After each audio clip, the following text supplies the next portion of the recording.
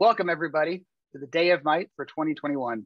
This is a celebration that the Skull has decreed should take place, and it has taken place for millennia. It has fallen out of favor in modern society as the Skull's influence has waxed and waned, but he is on the rise again, and he has ordered us to recognize it once more. So Howard and I are here today to celebrate the Day of Might. Let's raise a toast in celebration of the Skull and his mighty vision. To the Skull. To the Skull. And to Sword and Sorcery. And Sword and Sorcery. Robert E. Howard and all the rest of them. Harold Lamb. Who else? There's so many we should recognize. Fritz Leiber. If we were to name all the great creators of Sword and Sorcery and related genres, we would be here all day. Let us celebrate just some of their select works. And I am drinking some beer of the root. Let's see, some Henry Weinhardt's, which is the first time I've tried this particular brand. Gourmet Sip. I'm drinking the blood of an innocent crocodile. You can see its skull over my shoulder there on the chair. I noted that earlier. Yeah, he had it coming. He tried to bite me. It's okay. Did you encounter him when you were off to meet the Skull for the first time? Is that how that happened? I seem to encounter some sort of beast every time I step into the Skull's office, and you can never tell from their appearance if they're friend or foe. This was one of them, and of course, there have been many others. I understand.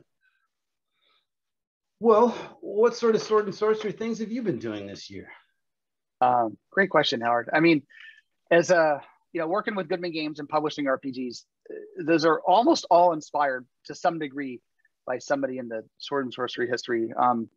Most recently, we published The Greatest Thieves in Linkmar. I'm sure you guys all know that Linkmar was created by Fritz Leiber, who created the characters of Fafhrd and Grey Mouser, and was the first person, as far as I'm aware, to ever coin the term Sword and Sorcery. So he certainly deserves a place of honor in that canon.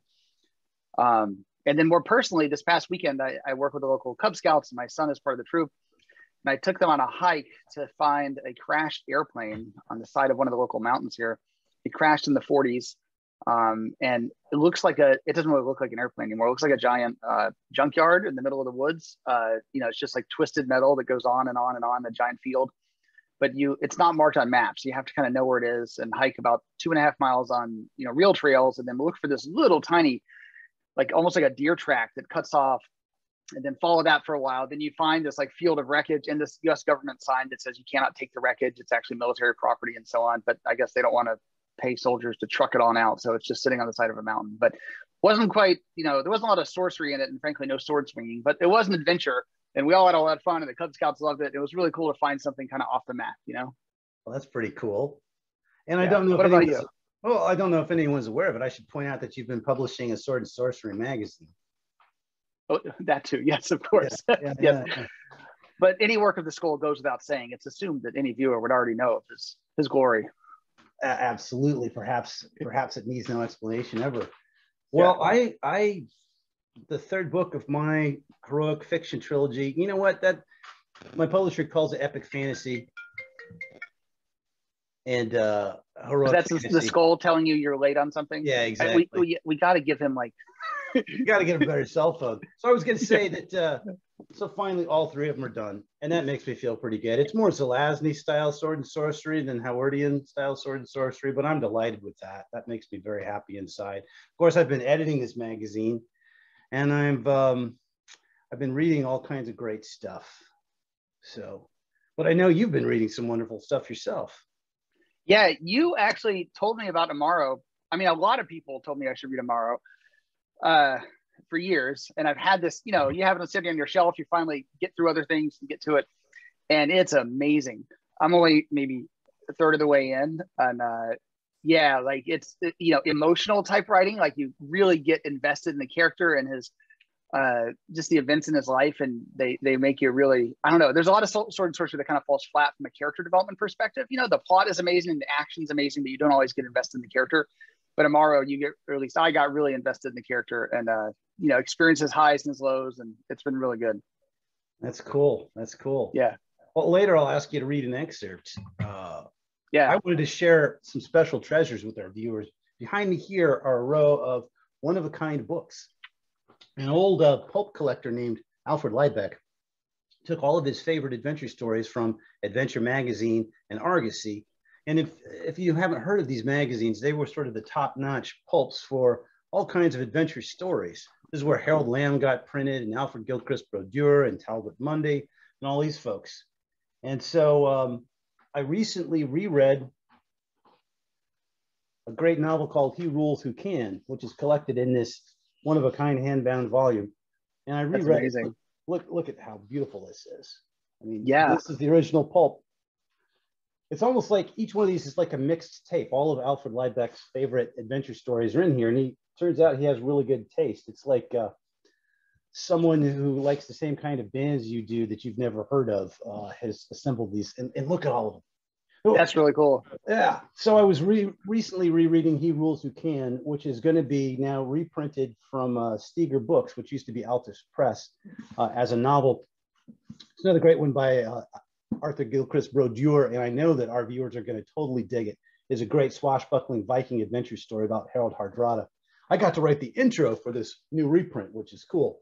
That's cool. But the cool thing is that when I was a young man, and I got these, I've had these in my possession for almost 25 years. I was so foolish. I was only reading the swashbuckling adventure stories because I thought, oh, I don't want to read about stuff that's not a swashbuckling adventure story. I don't want to read these South Seas stories. What an idiot. Because every one of these is awesome. This time I started at the very beginning of this volume, and there's a South Seas adventure story, followed by a couple of World War II adventures, and then finally a new Viking adventure that I hadn't read before. And oh, it's just glorious. It's going on an adventure, and there's no telling what each story is going to be about when I next turn the page. It's wondrous. That's really cool. I mean, we have 6 issues of Tales from the Magician's Skull in print. Maybe someday we'll have 100, and some collector will be clipping out his favorite Benha stories and assembling, or his Morlock stories and assembling his little handbound books. That's pretty cool. That would be pretty awesome. Yeah. Yeah.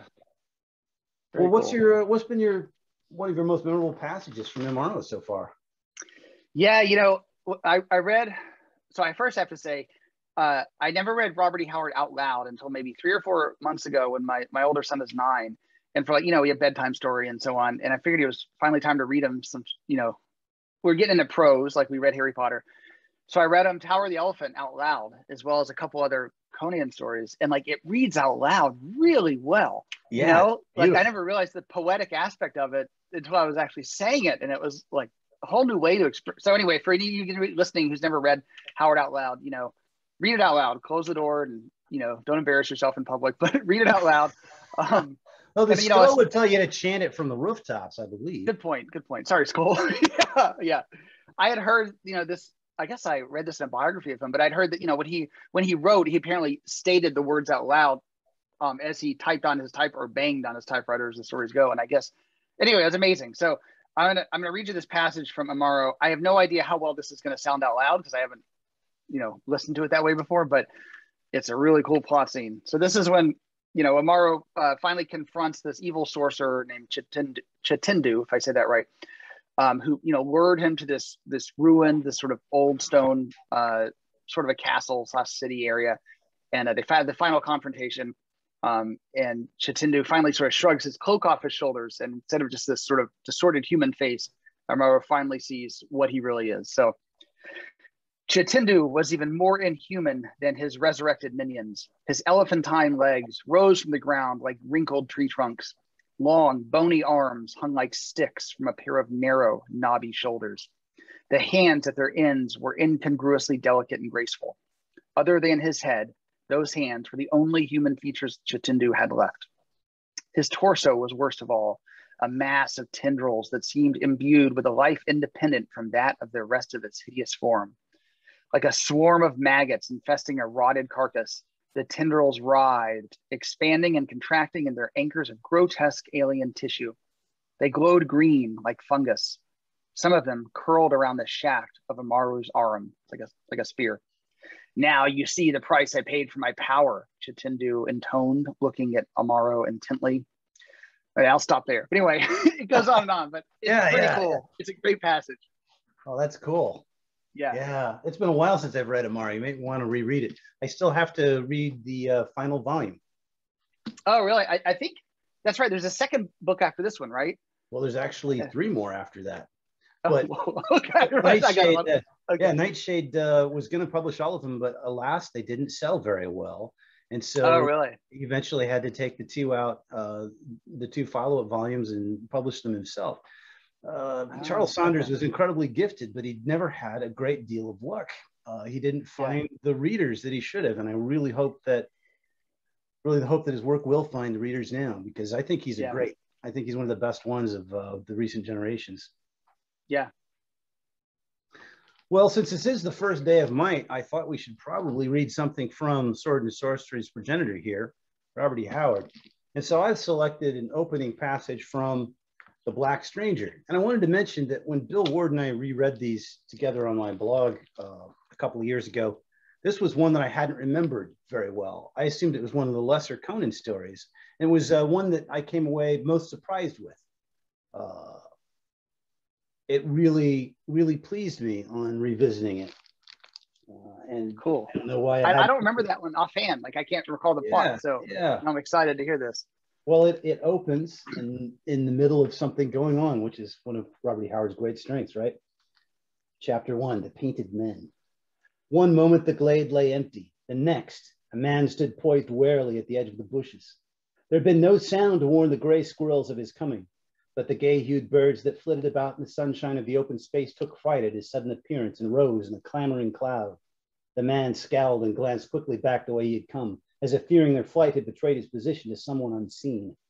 Then he stalked across the glade, placing his feet with care. For all his massive, muscular build, he moved with the supple certitude of a panther.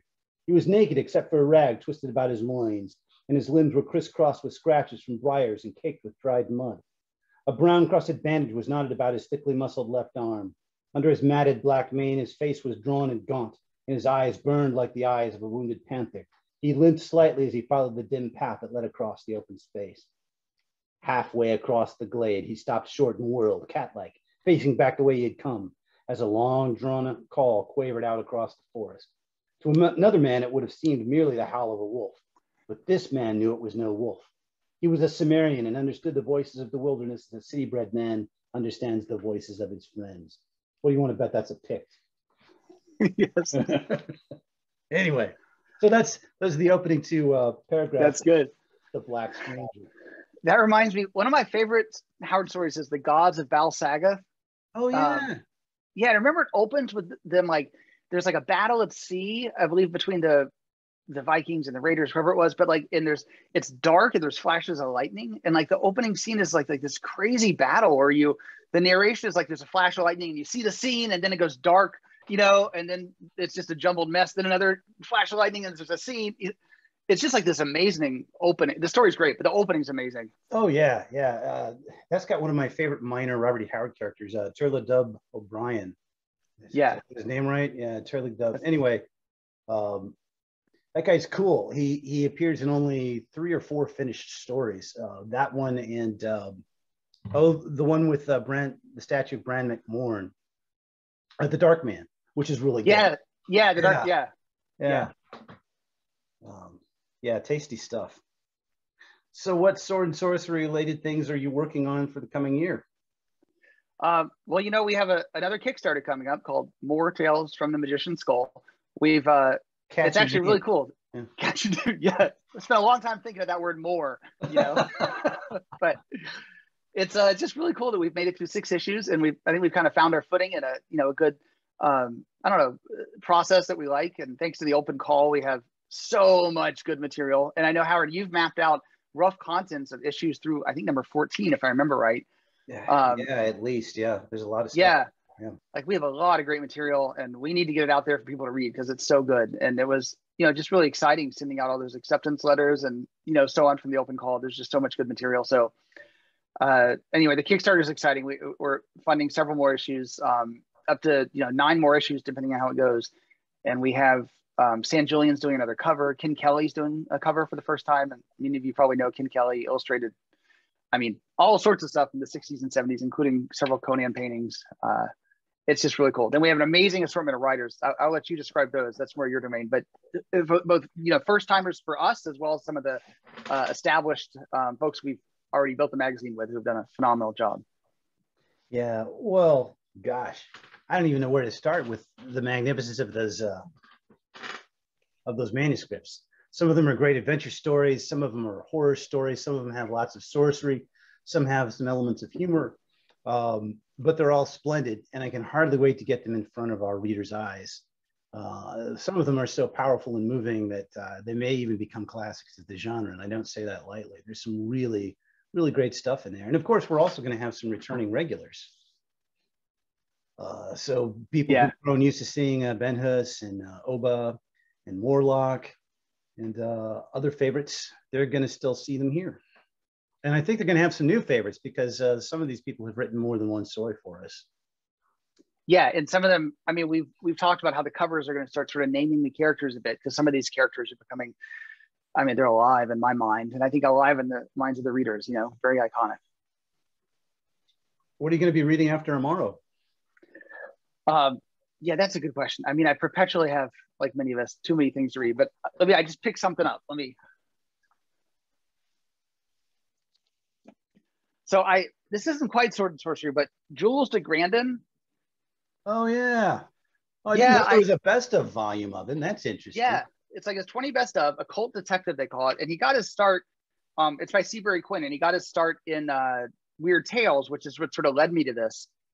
So I picked this up just a month ago. Famously in just like almost every issue, wasn't he? I mean, he was famous. I didn't. Yeah. Was it that many? Okay. Yeah.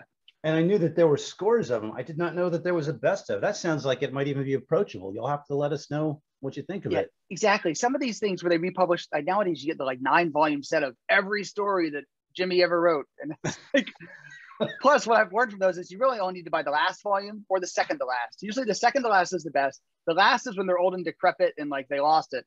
And like the first 3 volumes are when they're still like finding their way and you're like, man, this isn't good. Give this guy another year or two to get better, you know? Right. So like, I'd rather buy this, the 20 best, than like the 20-volume set. So anyway, I'm looking forward to reading it. That's cool. I pulled this down from the shelf. I'll be reading this in the next day or so. This is The Complete Traveler in Black. John Brunner isn't really known as a sword and sorcery writer. These are a little tangential, but they're related. The Traveler in Black's turned up 1 or 2 of his stories in various collections in the 70s and 80s. I guess just the 80s. But this is everything, including one story, I guess, that hadn't been printed elsewhere. And they were pretty cool. It's sort of this, he's an agent of order, the Traveler in Black, as the universe is beginning to change over from chaos. And he's imposing order. And he fights some really weird stuff. He's kind of a wizard, but also maybe an entity. I don't know, it's really interesting, a little mysterious and pretty cool. Yeah. I really enjoyed the first few, and I'm finally going to read the entire collection. That sounds great. I'm also very close to turning over an entire sword and sorcery novel to my agent, and then we're going to be searching for a publisher for it. And of course, it features Hanavar, who you gave a home to in Magician's Skull. All hail Joseph for allowing All hail Hanavar. He's a great character. Yes. Yeah. So wish me luck with that. Good luck. But on the day of might, you don't need luck. You only need glory, persistence, and valor. That's true. That's true. And I think that we should welcome everyone to tell us how they're celebrating the Day of Might, what they're reading, what they hope to do sword and sorcery related in the coming year. And they can write us at the Skull's special address, which is... Yeah, Skull at Goodman-games.com. Don't forget the hyphen. But the Skull has intern number 331, if I remember correctly. And we are accepting applications for intern number 332. But don't tell intern 331 that. But intern 331 is currently manning the email stations and will reply or forward as needed. And some of them we actually print out and take into the Skull's private sanctum and read to him. If you, so email us and you may get a reply from the Skull himself. Could happen. Could happen. Yeah. You warned it could happen. Yes. Yes. And they often come with a curse. So, if you open that email, it's on you. Well, that's probably all we have time for. Is there anything else that you'd like to say? It's been an awful lot of fun. I think we've been doing this 4 years now, 3 or 4 years now, but it's been an awful lot of fun working on this magazine and being, just part of the sword and sorcerer world. So thanks to all the readers and all the, technically the backers on Kickstarter, but thanks to everybody who supported us. You guys have all made this possible. The magazine is nothing without its readers. And it's great to have your support and be able to continue to do this. And look for more news on the Kickstarter soon. And, you know, sell your soul for a few more Smurducks, as the skull would say, so that you can put those Smurducks to good use, funding more sword and sorcery. Indeed. Here's to our readers and our supporters. Yes. And I think that's all we have. We bid you a glorious day of might. Have a great day of might, and I feel like we should end with a gong. Bye, everybody.